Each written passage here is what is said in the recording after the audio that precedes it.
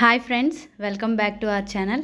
ఈరోజు మనం మంచి రోజులు వచ్చే ముందు కనిపించే 9 సంకేతాల గురించి తెలుసుకుందాం. అంతకన్నా ముందు మీరు ఎవరైనా కొత్తగా మన ఛానల్ కానీ చూస్తే ఛానల్ని సబ్స్క్రైబ్ చేసుకొని పక్కనే ఉన్న బెల్ ఐకాన్ని ప్రెస్ చేయండి. ఇప్పుడు మనం మంచి రోజులు వచ్చే ముందు కనిపించే 9 సంకేతాలు ఏంటో తెలుసుకుందాం. కాలం చాలా విలువైనది. ఒక్క క్షణం గడిచిపోయినా మరలా వెనక్కి తీసుకురాలేము అనే విషయాన్ని మన పెద్దలు ఎప్పుడూ చెబుతూ ఉంటారు. ఎందుకంటే మన పురాణాలలో సమయం చాలా శక్తివంతమైనదిగా పరిగణించేవారు. సమయానికి అనుగుణంగానే మనిషి జీవితంలో లాభనష్టములు, సుఖదుఖములు నిర్ణయించబడతాయి. సమయానికి అనుగుణంగానే మనిషి జీవితంలో దురదృష్టం, అదృష్టం అనేది కూడా నిర్ణయించబడతాయి. అయితే ఒక మనిషి జీవితంలో అదృష్టం కలిసి వచ్చే ముందు కొన్ని సంకేతాలు చూపించబడతాయని పురాణాలు చెబుతున్నాయి. శాస్త్రాల ప్రకారం స్వయాన శ్రీకృష్ణ భగవానుడే ఒక మనిషి జీవితంలో అదృష్టం కలిసి వచ్చే ముందు ఎలాంటి సంకేతాలు కనిపిస్తాయో నారదునికి వెల్లడించారు.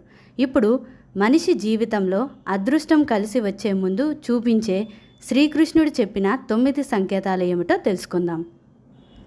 అందులో మొదటిది, ఎవరి ఇంటికి చిన్నపిల్లలు పిలవకుండానే వచ్చి ఆడుకుంటారో అలాంటి వారి ఇల్లు సంతోషాలతో నిండిపోతుందని, అలాగే వివాహం కాని వారికి త్వరలోనే వివాహం అవుతుందని అర్థం.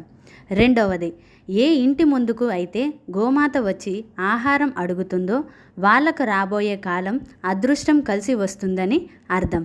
మూడవది, ఎవరైతే వారి కోపాన్ని అదుపులో పెట్టుకొని చిరునవ్వుతో ప్రశాంతంగా ఉంటారో అలాంటి వారి జీవితంలోకి మంచి రోజులు రాబోతున్నాయని అర్థం.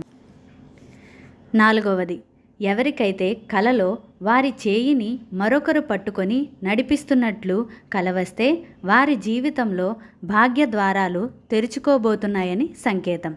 ఐదవది, బ్రహ్మ ముహూర్తంలో ఎవరైతే మేల్కొని ఎవరి ప్రమేయం లేకుండా దానంతట అదే శివనామస్మరణ జరుగుతుందో అలాంటి వారికి త్వరలో మంచి కాలం రాబోతుందని సూచించబడే సంకేతం.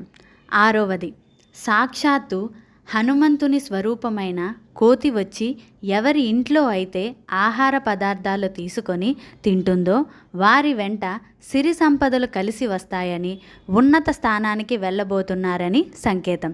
ఏడవది, పురుషుడి కుడి చేయి ఆడవారి ఎడమ చేయి అదురుతున్నట్లు సంకేతం కనిపిస్తే త్వరలో వారి ఇంట శుభం కలుగుతుందని అర్థం.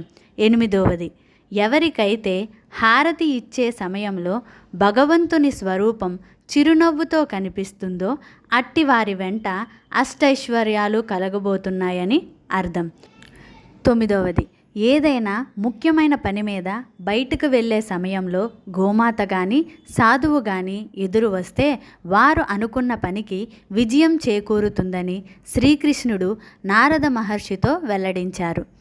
ఈ వీడియో గనక మీకు నచ్చినట్లయితే లైక్ చేసి షేర్ చేయండి. అలాగే మా ఛానల్ని సబ్స్క్రైబ్ చేసుకోండి. ధన్యవాదాలు.